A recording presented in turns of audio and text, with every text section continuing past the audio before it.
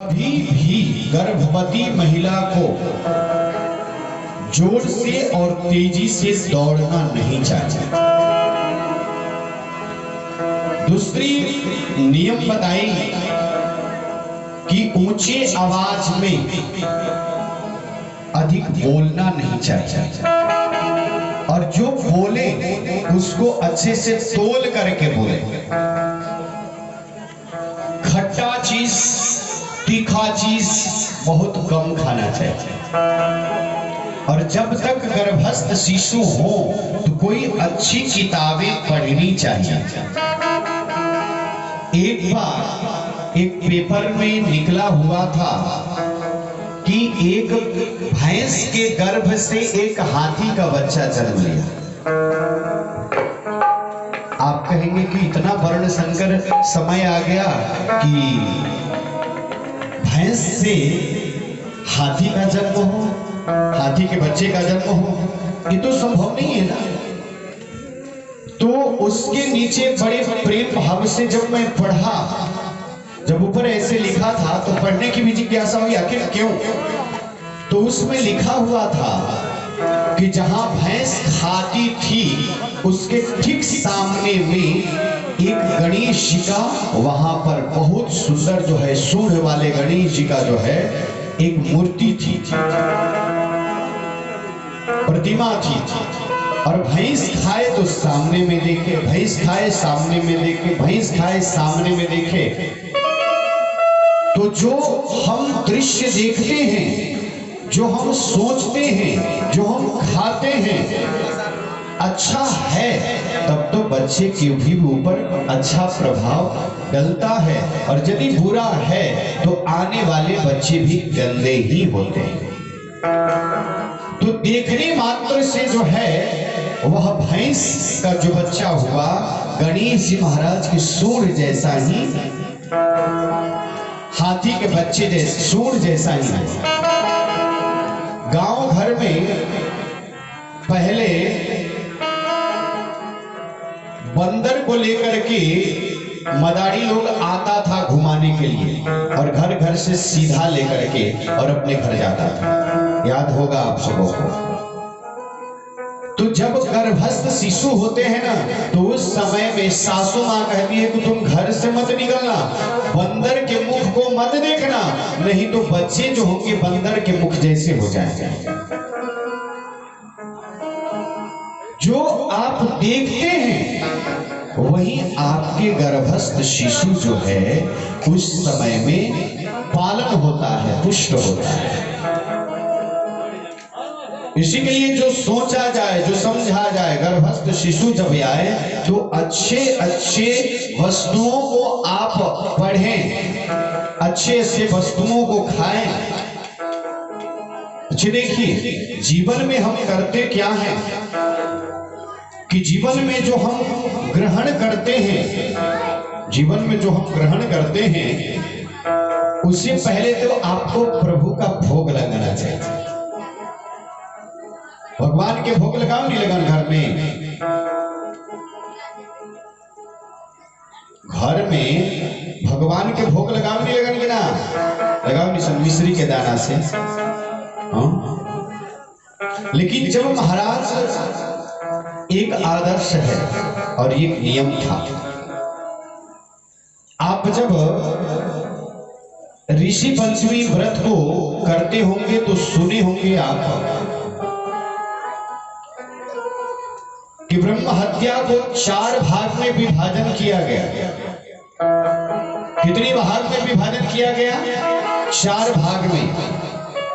और उसमें मैं बताऊं कि पहला जो है पर्वत की चोटी पे, दूसरा है नदी में, तीसरा है अग्नि में और चौथा है स्त्रियों के जो मासिक धर्म होता है उसमें। ये 4 विभाग परिणत किया, 4 विभाग दिया। तो पहला आपका कार्य क्या है कि जब भी आप घर में आप भोजन बनाइए, गैस चूल्हा को जलाइए तो ऊपर से कोई चीज रख करके, अब जैसे आपको कुकर रखना है तो कुकर को ही रख करके और गैस चूल्हा को जलाया जाए, ये कदापि मत करिएगा। या आप चूल्हा पे बनाते हैं तो पहले लकड़ी को अच्छे से जोड़ दीजिए, आगे निकल जाए, उसके बाद में रख करके और तब उस पर भोजन बनाया जाए।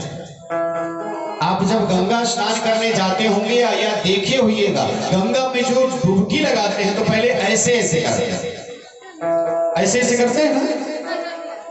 इसका अभिप्राय क्या है? किसी तीर्थ में, सरोवर में जब स्नान करने जाते हैं तो ऐसे ऐसे करने का अभिप्राय क्या है? अभिप्राय यही है कि जो जल का ऊपरी भाग होता है वह अशुद्ध होता है, और जो ऊपर से तह हटा देते हैं और जो डुबकी लगाते हैं, जो फल मिलना चाहिए वही फल प्राप्त होता है। तो कहने का अभिप्राय यह है कि जब भोजन आप बनाइए तो पहला आग का जो लौ होना चाहिए उसको निकल जाने दीजिए, उसके बाद में तब भोजन बनाइए। नहीं तो यदि आप उस प्रकार से रख करके और चूल्हा जलाते हैं और भोजन बनाते हैं तो वह अन्न जो है दूषित हो जाता है और खाने वाले व्यक्ति को चैन नहीं आती है। दूसरी बात, आपको ये समझना है कि जो हम भोजन बना रहे हैं वो भगवान को अर्पण करके तब मुझे खाना है। किनको अर्पण करना है? भगवान को अर्पण करना है। पहले तो ये भी था कि जब भोजन बन जाता था तो उसमें से थोड़ा सा निकाल करके उसमें घी रख करके और अग्नि को जिमा दिया जाता था, अग्नि को जिमाया जाता था। अब आप लोग तो, मुझे ऐसा नहीं लग रहा है कि बहुत कम हो गया होगा, आगे के जियावली लगान अब तो बोलू गैसे सिलेंडर हो गए बटे, तब तब पूछे कथी बा, गैस सिलेंडर बड़ी महंगा हो गई बा है, सॉरी बताइए। लेकिन फिर भी आप जिमाने के लिए जिमा सकते हैं। कोई कटोरा रख लीजिए, लाल हो जाए, उसमें थोड़ा घी रख करके और अग्नि के मतलब उसमें रख करके जिमाइए। कम से कम अग्नि का भोजन जिमा देना चाहिए। प्रेम सूर्यानंद गंध भगवान की जय। तो जैसे आप अन्न खाते हैं वैसा ही आपका मन भी बनता है। जिस प्रकार से आप अन्न खाते हैं वैसा ही आपका मन बनता है। कहते हैं महाराज, उग्रसेन की पत्नी की इच्छा हुई, गर्भ में कौन आ गए? बच्चे आ गए, और उसकी इच्छा हुई कि चलते हैं जंगल में और जंगल में चल करके भ्रमण करेंगे, घूमेंगे। एक ध्रुविल नाम का असुर था, राक्षस था, उसकी छाया उसके ऊपर पड़ी तो महाराज वही गर्भस्थ, देखिए यज्ञ से गर्भाधान संस्कार हुआ, यज्ञ भगवान की कृपा से गर्भाधान संस्कार हुआ है। लेकिन ध्रुमिल नाम के असुर का जब छाया पड़ता है तो वह अच्छे संतान नहीं अपितु वह कंस रूपी जो दूसरे को सतावे, दूसरे को रुलावे, वह कंस का जन्म होता है। और कंस जो अत्याचारी हो, पापाचारी हो, दूसरे को कष्ट देता हो, दूसरे को सताता हो, दूसरे को रुलाता हो, उसी का नाम तो कंस है। कंसों की कमी नहीं है संसार में, रावणों की कमी नहीं है संसार में महाराज। जो ईर्ष्यापूर्ण स्वयं जले और दूसरे को भी जलाने का प्रयत्न करे, वही तो कंस है, वही तो रावण है।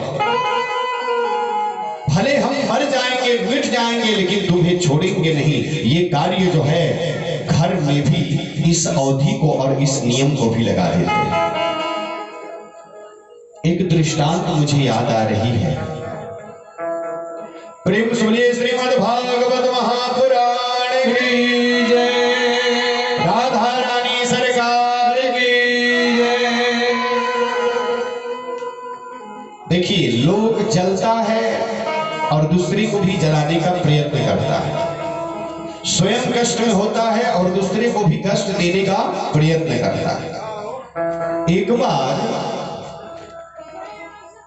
पति पत्नी, एक लड़का और एक लड़की, पूरी परिवार, इतने परिवार था। वे लोग कहीं की यात्रा के लिए ट्रेन पकड़ने के लिए गए। ट्रेन पकड़ने के लिए गए तो वहां जब गए तो ट्रेन में बड़ी भीड़ लगी हुई थी। ट्रेन में बहुत भीड़ लगी हुई थी। तो ट्रेन में समाये और समा करके एक को हटा करके जो है जा करके बैठ गए। तो बड़ा गुस्सा में आया, बड़े गुस्सा में हुआ। दूसरा व्यक्ति उससे बड़ा बलवान था, तो उसने क्या किया कि खड़ा हुआ और पतिदेव को मारा चाटा, खींच करके ट्रेन में जो है मारा चाटा। अभी बेचारा पिटा गया ट्रेन में। अब पतिदेव पिता पिटा गए। तो अब देखिए, तो शांत हो जाना चाहिए। नहीं, एक व्यक्ति जब आया कि बैठने के लिए कि तुम उठो, तो वह बलवान था, इनसे मार दिया चाटा। तो ये सोचा कि अब क्या होगा, तो कहना प्रारंभ किया उस व्यक्ति से कि इतना हिम्मत भई था कि हमरा के मार देला। तो हर हिम्मत हम देखा था नहीं, हमरा मेहरारू को तनी मार के देखा था। इतना तो हर हिम्मत हो गई था कि जे तू हमरा के मार देला, हमरा मेहरारू को मार के देखा था। अगला आदमी बलवान रहे, मारल चट्टा जवान बाटे मेहरारू हो गया। तो शांत हो जाएगा चाहिए।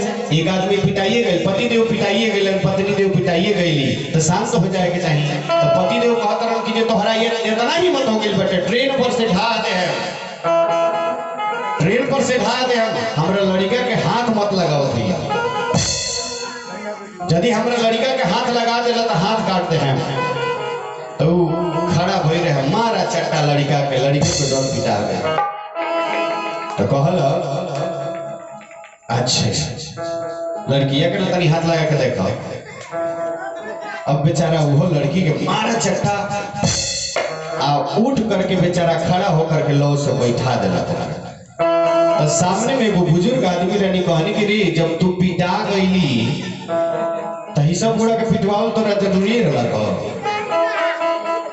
माने तू पिटा गईली तो सब बुढ़ा के पिटवाओ जरूरी लगा। तोरा जब पता बाटे कि जे तोरा से वो बरियार बा तो बैठा लेना चाहिए पहले ही। जब तू पिटा गईली तो कहते घरे जईती तो कोनो बात हो, तू तो मेहरारू कहते कि देखे ली ट्रेन में पिटा फिरेली, ट्रेन में पिटा फिरेली रहुआ आ मेहरारू पिटा गईली तो केहू केहू से ना कही, केहू केहू से कही बराबर हो गए, बराबर हो गए सभी। तो ये क्या है, ईर्ष्या के भाव है।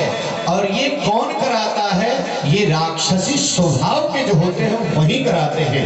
नहीं तो सद्भाव में रहने वाले को कभी कष्ट परेशानी नहीं होती है। आज कंस का अत्याचार होना प्रारंभ हो गया। कंस जो है आया, तो कंस को आने के बाद उसने पहले क्या किया, पहले तपस्या किया। और तपस्या किया और भगवान शिव आए। और शिव जब आए सामने में तो उसने मांगा, भगवान शिव कहे कि भक्त वत्सल मांगो तुम्हें क्या चाहिए।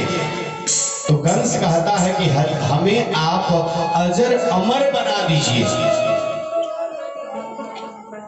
अजर अमर हमें बना दीजिए कि मैं अमर हो जाऊं।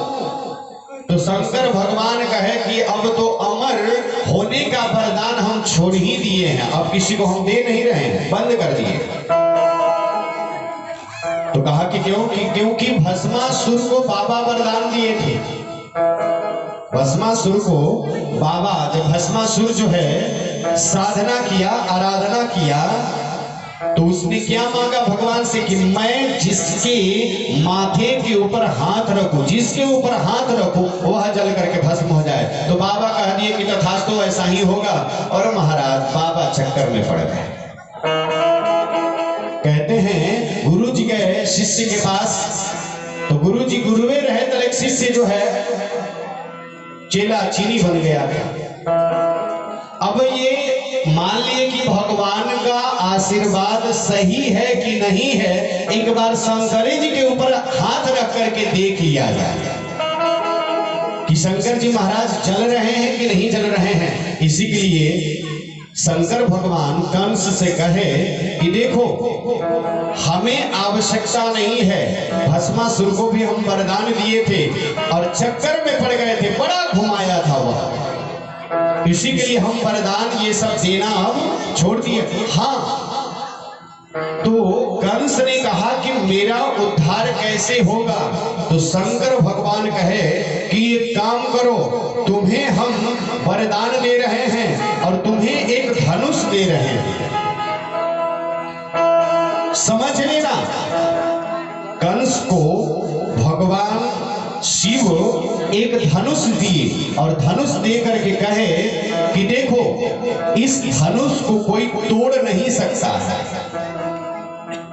इस धनुष को कोई तोड़ नहीं सकता, लेकिन इस धनुष को यदि कोई तोड़ दे तो तुम्हें छोड़ भी नहीं सकता। यानी भगवान के हाथों तुम्हारी सदगति होगी, इसी के लिए इस धनुष को तुम रखो। प्रेम सूर्यानंद कंद भगवान की जय। और महाराज भगवान से जब वरदान पा लिया कंस, तो बताइए, जब असुरों के पास, राक्षसों के पास जब बल हो जाता है तो क्या करते हैं? जा करके भेड़े के जैसे लड़ना प्रारंभ कर देते हैं, दूसरों को कष्ट देना प्रारंभ कर देते हैं। पहला कार्य किया कंस ने, मथुरा के ऊपर चढ़ाई कर दिया। आकासुर, बाकासुर, केशी, पूतना इत्यादि जितने भी हैं सब के सब लेकर के बुलाया और बुला करके कहा कि चलो मथुरा के ऊपर चढ़ाई करते हैं। और मथुरा पे चढ़ाई किया और कहा कि यज्ञ आज के दिन से बंद कर दो, यज्ञ बंद करवा दो, संतों की हत्या करना प्रारंभ करा दो। जो लोग पूजा करे, पाठ करे, उस पूजा पाठ यदि करने वाले व्यक्ति को मार डालो, समाप्त कर डालो। उग्रसेन जी महाराज आए कंस के समक्ष, कहे कि कंस, तुम्हारा ये अत्याचार अच्छा नहीं लगता। अरे समाज में संतों की, कम से कम संतों का आदर होना चाहिए, पूर्वजों ने आदर देकर के आया है और तुम ये क्या कर रहे हो? तुम्हें तो आदर देना चाहिए। तो कहते हैं उग्रसेन जी महाराज जब आए तो कंस ने कहा कि बस अपना प्रवचन अपने पास में रखिए और लेकर गया जेल में। पहले तो एक ही ताला लगा था, डबल ताला लगा करके उग्रसेन जी महाराज को जेल में बंद कर दिया। कहे कि जो अच्छे शब्द कहने वाले हैं उनका कोई जो है महत्व नहीं है। ताला बंद कर दिया, ताला बंद कर दिया महाराज। दूसरी बात कहा कि जा करके पुकार डालो, कह डालो कि यदि कोई यज्ञ करता है तो विष्णु महायज्ञ नहीं करेगा, वह कंस महायज्ञ करे। और यदि उसमें हवन भी करना हो तो विष्णु भी स्वाहा नहीं होनी चाहिए, उसमें कंसाय स्वाहा हो। उसके बाद में कहना है, जाकर के कह दो जिसको पूजा करना है तो विष्णु की पूजा नहीं, आज से विष्णु की प्रतिमा को हटा करके और कंस के प्रतिमा को रख करके, मूर्ति को रख करके और पूजा कर। यदि मंजूर है तो हमारे इस साम्राज्य में रहे, और जिनको मंजूरी नहीं है तो छोड़ करके कहीं दूसरी जगह चले जाए। कहते हैं सब लोग छुप छुप करके जब कर रहा है। समय ही ऐसा आता है महाराज कि लोगों को भी मजबूर बना देता है। समय ऐसा बलवान हुआ करता है। कोरोना अवस्था में कितनी समय लोगों को मजबूर बना दिया था कि घर से निकलने के बाद में भी आप अच्छे से जा नहीं सकते हैं। क्यों? कहीं हम पीटे न जाएं, हमारे साथ में कोई खतरा न हो। समय बलवान बना देता है मनुष्य को। कहते हैं कि एक बार देवक की पुत्री देवकी देवक की पुत्री देवकी बैठ करके रो रही थी, बैठ करके रो रही थी। कहते हैं कि कभी कभी ऐसा होता है ना कि दुष्टों के भी मन में दया आ जाती है। दुष्ट लोग जो होते हैं ना उनके भी मन में दया आ जाती है। और देवकी महारानी रो रही थी तो उस समय में उसने देखा, कंस ने देखा, तो देखने के बाद में इसको दया आ गई कि मेरी बहन आज रो रही है, इसके पिता और मैं अपने पिता को ले जा करके मैंने बंद कर दिया और ये रो रही है, विवाह करने योग्य हो रही है, तो इसका गार्जियन तो मैं हूं। आज मैं दुनिया को सताता हूं लेकिन मेरे बहन के ऊपर कष्ट नहीं आना चाहिए, परेशानी नहीं होना चाहिए। उसने कहा कि चलो खोजते हैं, और खोजते खोजते वसुदेव जी महाराज मिलते हैं और बड़े धूमधाम से जो है शादी कर देता है। आज सारथी को हटा दिया, कंस ने सारथी को हटा दिया, और सारथी को हटाने के बाद कहता है कि स्वयं अपनी बहन की विदाई इस रथ पे बैठ करके मैं स्वयं लेकर के जाऊंगा। आज लेकर के जा रहा था, बड़े प्रेम भाव से प्रेमाला बहन देख रही है कि कंस आज रो रहा है, नेत्रों से आंसू बह रहे हैं। और उस समय में महाराज देवकी उनको पुकारती है, कहती है कि भैया क्यों रो रहे हो। कहता है कि बहन का वियोग मुझसे सहन नहीं हो रहा है। बहन, मैं देखता हूं कि जब तुम रोती हो ना तो हमारे दिल जो है विदीर्ण हो जाते हैं, दिल हमारा फटने लगता है, नेत्रों से आंसू बह रहा है। और कंस भी आज रो रहा है और देवकी महारानी समझा रही है कि भैया रो मत। और उस समय में आज आशीर्वाद को लेकर के और देवकी महारानी को लेकर के जा रहा था, तब तक ईश्वर की विचित्र घटित घटना हुई। विचित्र घटना हुई। गृह कंस, जिस देवकी को तुम लेकर के जा रहे हो, पता है तुम्हें यही देवकी के 8वां गर्भ तेरे लिए काल होगा, इसी के लिए तुम सावधान होकर के रहना। और महाराज जैसे ही आकाशवाणी हुई, आज उसकी भ्रिकुटी टन गया, और जिस बहन से जितना प्रेम करता था उस बहन को भूल गया कि ये मेरी बहन है। और वही कंस उतरा रथ से और छलांग लगाया देवकी के पास, जाकर के केस को पकड़ लिया, और जैसे ही केस को पकड़ा और लेकर के उतरा नीचे, और नीचे उतार करके मारना चाहा, समाप्त कर लेना चाहा कि न रहेगी बांस और न बजेगी बांसुरी। निकाला म्यान से तलवार। वहां पर वसुदेव जी महाराज बड़े सज्जन व्यक्ति, बड़े संत व्यक्ति, वसुदेव जी महाराज कहे कि आप एक मुझे बात बताओ, आप अभी इतना प्रेम कर रहे थे, आपका प्रेम कहां चला गया, कहां खो गया आपका प्रेम, कहां गया प्रेम आपका। और आज एक बहन के ऊपर अत्याचार करना ये तो महापाप है, इसी के लिए कहे कि इस महापाप को आप मत करो। कहा, उस समय कंस ने कहा कि क्या आपको पता नहीं है, याद नहीं है, अभी अभी आकाशवाणी हुई थी कि ये काल बनेगा। तो वसुदेव जी महाराज कहे कि बताओ, संसार में कोई काल से आज तक बच पाया है? संसार में आप जितना भी प्रयत्न करो, जितना भी कार्य करो, कोई काल से बच नहीं पाया है, तो आप और हम कैसे बच पाएंगे। कहा तो मैं करूं क्या। तो उस समय में वसुदेव जी महाराज उसको समझाते हैं कि ये काम करो, तुम्हें 8वें पुत्र से, 8वें संतान से तुम्हें डर है, तो एक काम करो, बच्चा जो है जो भी होगा, जो भी गर्भस्थ शिशु होंगे, उस शिशु को हम लेकर के आएंगे,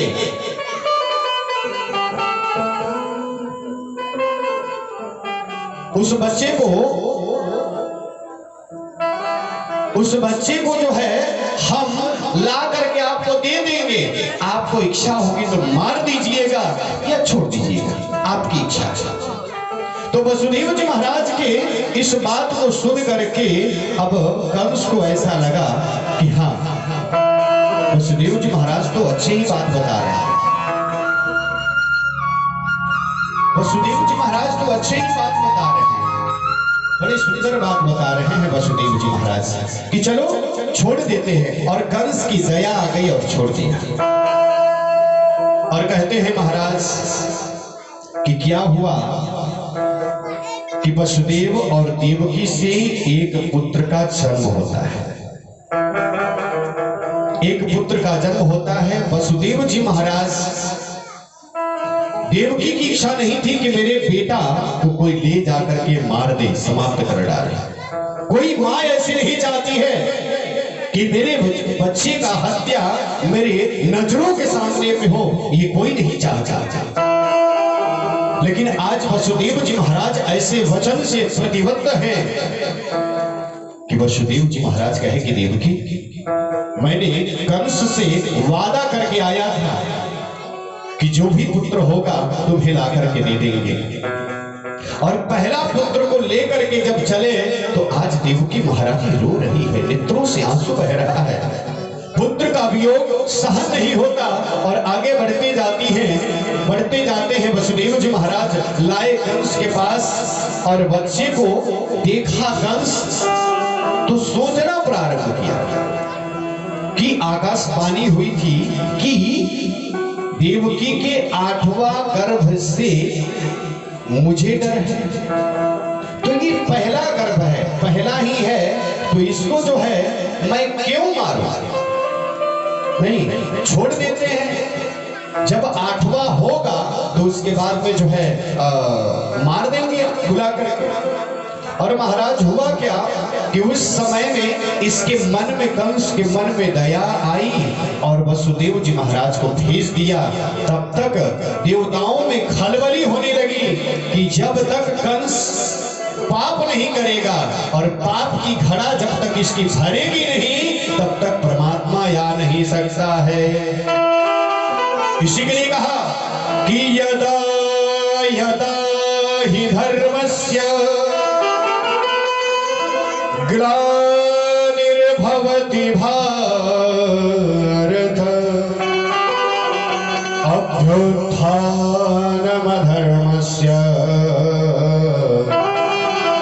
तदात्मानं सृजाम्यहम् परित्राणाय साधूनां विनाशाय च दुष्कृता धर्म संस्थापनार्थाय संभवामि युगे युगे। और महाराज, जब जब धर्म के ऊपर ग्लानि हो, कंस यदि साधु बन जाएगा तो भगवान उसको मार नहीं सकते हैं। भगवान का अवतार तो संतों के लिए ही है, और आज ये दुष्ट यदि साधु बन जाए तब तो भगवान आ नहीं सकते हैं। और कहा कि उस समय में सब देवता लोगों में खलबली मची और नारद जी महाराज को भेजा गया। और नारद जी महाराज जब आए हैं सामने से तो कंस खड़ा था। वसुदेव जी महाराज अभी अभी निकले हुए थे बच्चे को लेकर के, और वसुदेव जी महाराज बच्चे को लेकर के निकले। उस समय में ऐसा हुआ कि नारद जी महाराज आए, और आ करके नारद जी महाराज कंस को अब उल्टा पलटा सुनाना प्रारंभ। कंस से कह रहे हैं कि बताओ, तुम बच्चे को छोड़ दिया, बच्चे को क्यों छोड़ दिया? अब मान लिए कि पहला बच्चा 8वां हो सकता है या 8वां बच्चा पहले हो सकता है, ये भी तो हो सकता है। कहा कि देखिए, पहला तो पहला ही है, दूसरा कैसे हो सकता है, या 8वां कैसे हो सकता है? तो अब नारद जी महाराज वहीं पे एक फूल की पंखुड़ी थी, एक फूल की पंखुड़ी थी, उसको उठा करके उसके सामने में दिखाए और कहे कि बताओ ये यहां से गिनो, ये कितना है? 1 2 3 4 5 6 7 और 8। और यदि यहां से गिनोगे तो क्या होगा? 5 से यदि गिनोगे तो पांचवा जो है पहला हो जाएगा, तो पांचवा पहला होगा, तो फिर जो है कहीं से गिनती कहीं हो सकती है। इसी के लिए इतना घुमाए, कहे कि पहला 8वां हो सकता है और 8वां जो है पहला हो सकता है। तो उस समय में अब कंस को लगा कि हमें अब समाप्त कर देना चाहिए उस बच्चे को, और लेकर के आया, गया दौड़ते दौड़ते और कहा वसुदेव अरे रुक जाओ, रुक जाओ। और वसुदेव जी महाराज अभी जा ही रहे थे तो जा करके झट उठाया और उठा करके उस बच्चे को लेकर के वसुदेव जी महाराज से लेकर के उस बच्चे को आया और आ करके उस बच्चे को उस पत्थर पे धड़ाम से मारा, और मार करके जैसे ही हुई उसी समय में जो है वह बच्चा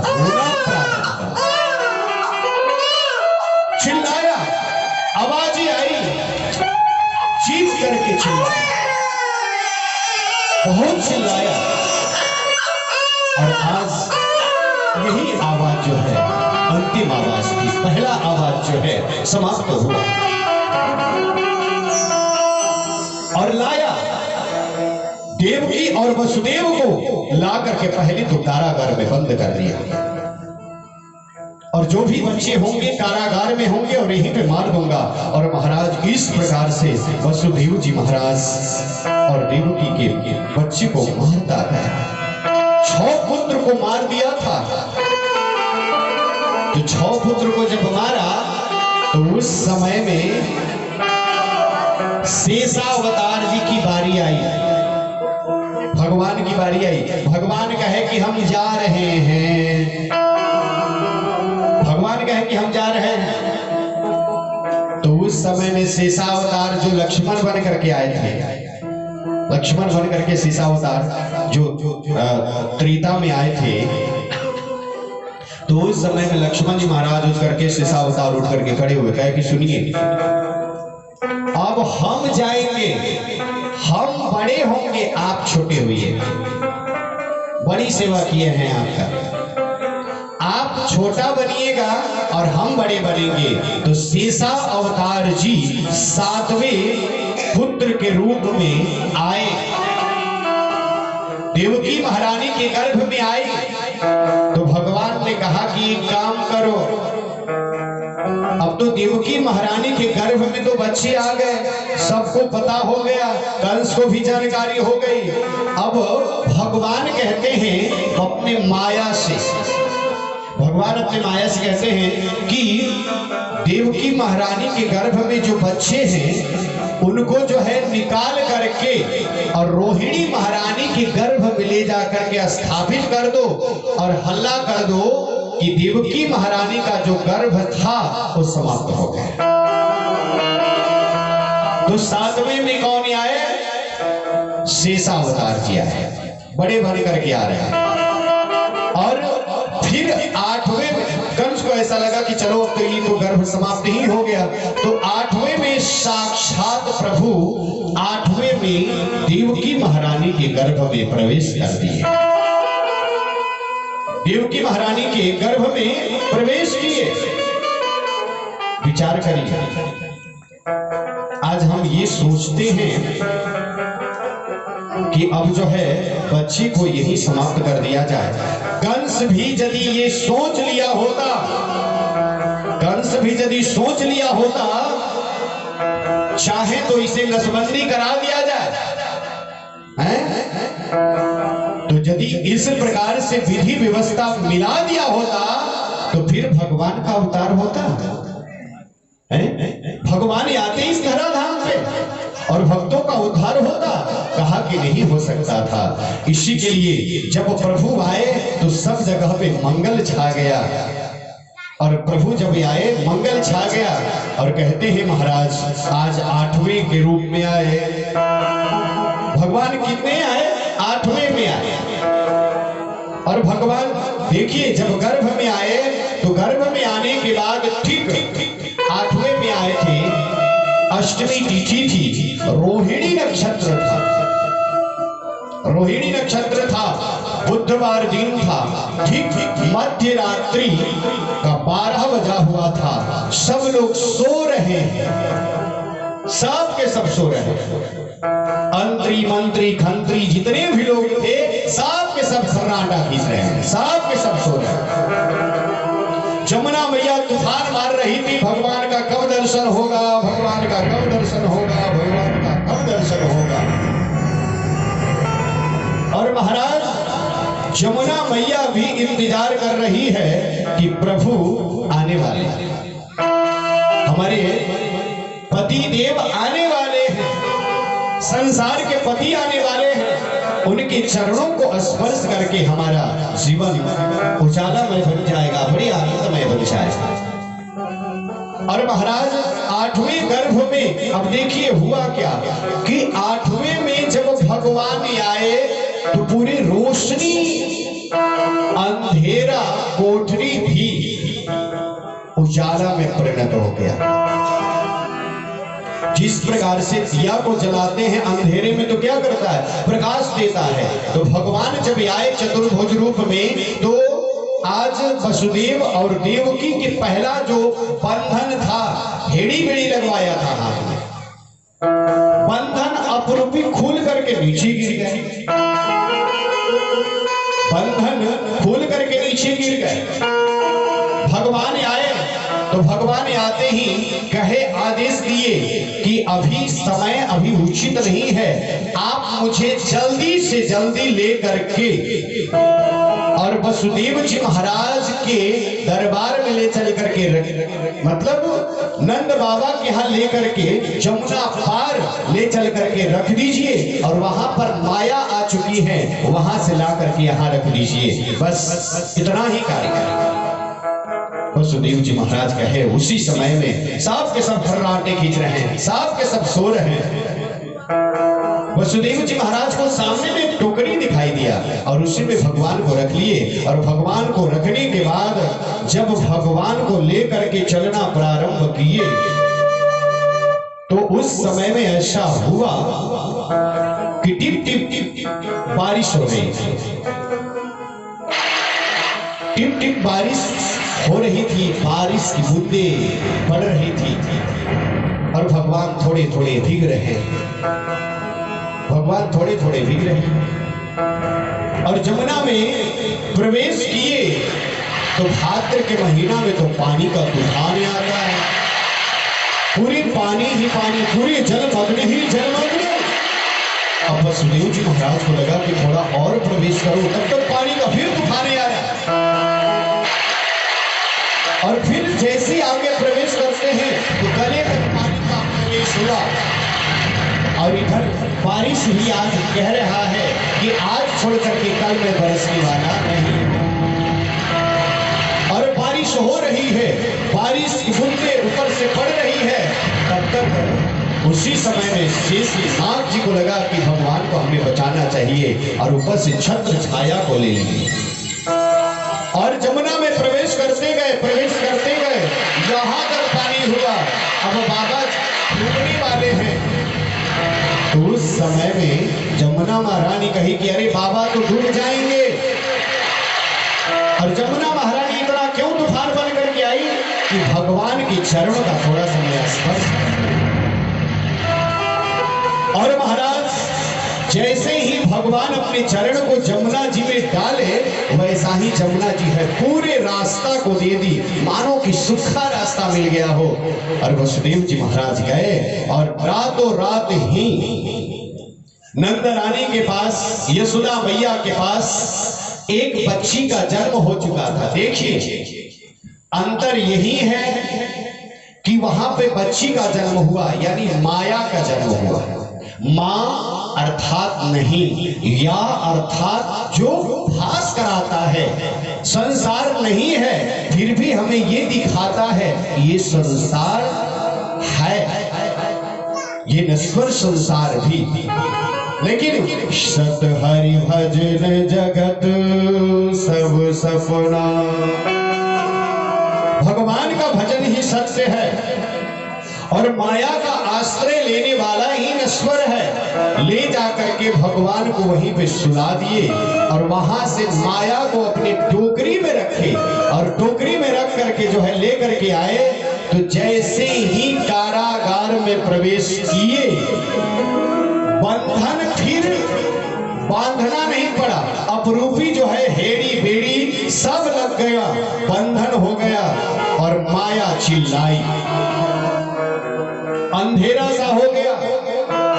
विचार करिए, भगवान जब भी आता है तो प्रकाश छा देता है, लेकिन माया का आश्रय लेने वाला जो है माया के जाल में झंझट में ग्रसित हो जाता है। भगवान आए तो बंधन खुल गया और जब माया आई तो फिर बंधन बंध गया।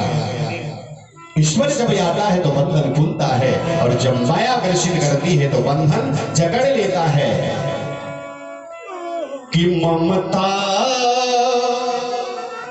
तू ना गई रे मेरे मन तेरे,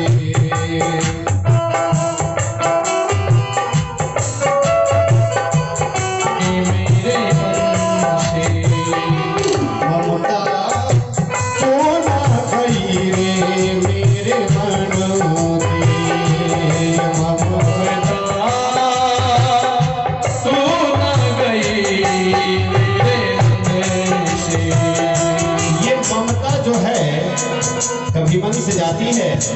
उसी दिन तो हम लोग बड़े प्रेम भाव से गुनगुना रहे थे। क्या जय हो, प्रेम भाव से ताली की सेवा करते हुए।